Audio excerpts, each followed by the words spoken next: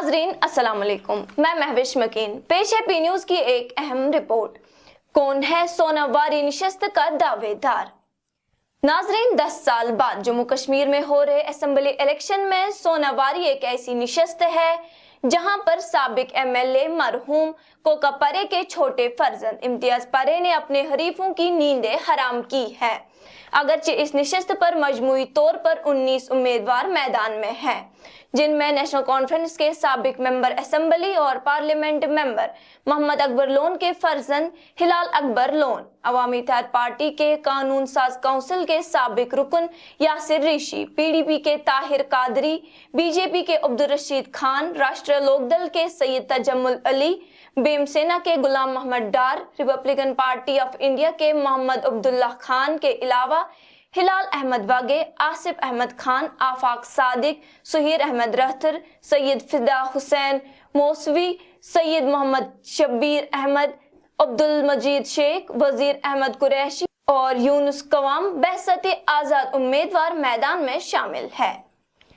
नाजरीन, अगर लोकसभा इलेक्शन की बात करें तो इस हलके से नेशनल कॉन्फ्रेंस ने 22,430 वोट हासिल किए, जबकि इम्तियाज अहमद परे और यासिर ऋषि ने सजाद लोन को सपोर्ट देकर 16,430 वोट देने में कामयाब हुए।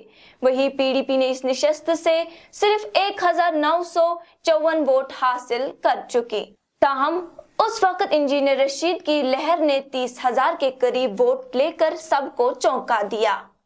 सियासी माहिरीन का मानना है कि लोकसभा इलेक्शन और असेंबली इलेक्शन में राय दहिंदगान की राय हमेशा मुख्तलिफ होती है, चूंकि असेंबली इलेक्शन में मकामी नुमाइंदों और मकामी मसाइल का बहुत असर होता है। अब सवाल ये है कि जो वोट इंजीनियर रशीद को यहाँ से लोकसभा इलेक्शन में मिले, क्या वो वोट उसके उम्मीदवार को मिल जाएंगे? ये एक बड़ा सवाल है। दरअसल उस वक्त एनसी और पीडीपी के अलावा मैदान में कोई और पार्टी नहीं थी, लिहाजा नए नौजवान वोटरान के लिए नेशनल कॉन्फ्रेंस और पीडीपी को छोड़कर इंजीनियर रशीद ही एक वाहिद ऑप्शन था, जिसकी वजह से नौजवान और नए वोटरों ने जज्बात में आकर इंजीनियर रशीद को अपना वोट दिया, जिसकी वजह से इंजीनियर रशीद को यहां से 30,000 के करीब वोट मिले। लेकिन आज सूरत हाल मुख्तलिफ है। आज ना तो इंजीनियर की लहर है और ना ही जज्बाती सियासत का असर।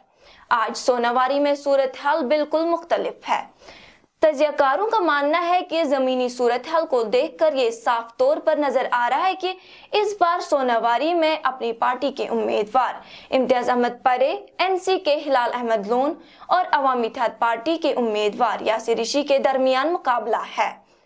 सियासी मुबस्सिरीन का कहना है कि अपनी पार्टी के उम्मीदवार इम्तियाज परे की हालिया इंतखाबी रैलियों, जलसे जुलूसों से इम्तियाज परे ने ये पैगाम दिया है कि वो इस निशस्त पर एक मजबूत दावेदार है।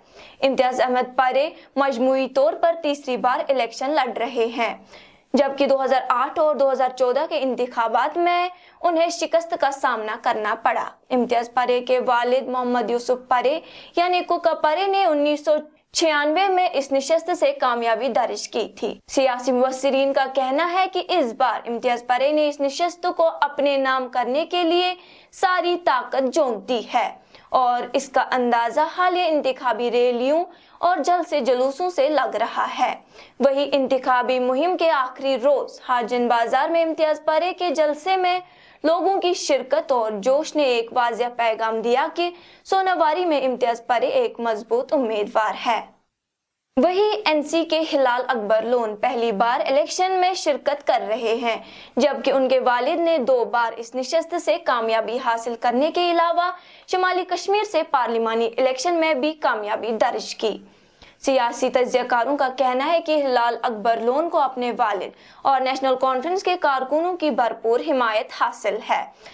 ताहम उनके आबाई इलाके नाइद खै को हदबंदी कमीशन की जानिब से बांडीपोरा में शामिल करने की वजह से उन्हें नुकसान का सामना हो सकता है।